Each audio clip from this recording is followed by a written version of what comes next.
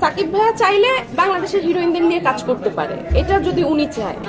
আর বাংলাদেশের হিরোইনরা যারা এখন যারা বসে আছি, মানে আমরা একসময় তো খুব ভালো কাজ করেছি, একদম 7 বছর টানা খুব ঝাঁপিয়ে কাজ করেছি। এখন যারা একটু অফ আছি, তো উনি চাইলে সবকিছুই করতে পারে। হ্যাঁ, আমার কাছে মনে হয় যে বাংলাদেশে তো সুন্দর সুন্দর নায়িকারা আছে, তাহলে কেন নয় উনি মানে আরেক দেশ থেকে কেন হিরোইন আনবে? ভাইয়া অনেক ভালো মানুষ, ওনাকে মন জয় করে ওনার কাজ করতে হবে এমন কিছু না। উনি অনেক হেল্পফুল, অনেক সাপোর্টিভ।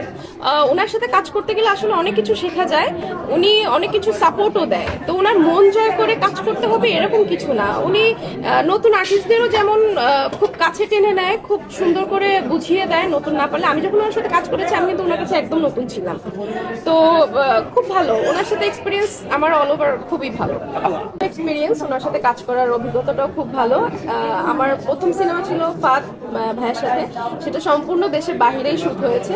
তো 1 মাসের একটা জার্নি ছিল, খুব ভালো একটা এক্সপিরিয়েন্স ছিল। এবং নেক্সট টাইমে যদি কখনো ভাইয়ার মনে হয় যে না আমি আগে যাই হিরোইনদের সাথে কাজ করেছি তাদের মধ্যে থেকে তাদেরকে নিয়েই আবার কাজ শুরু করব, তো সেরকম অফার যদি আমার কাছে আসে ডেফিনেটলি নেওয়া করবো। তো ডে বাই ডে নিজেকে অনেক চেঞ্জ করে, অনেক ভাঙে। হ্যাঁ, সাকিব খান আগের থেকে অনেক নিজেকে চেঞ্জ করেছে, অভিনয়ের দিক থেকে, নিজের লুকের দিক থেকে।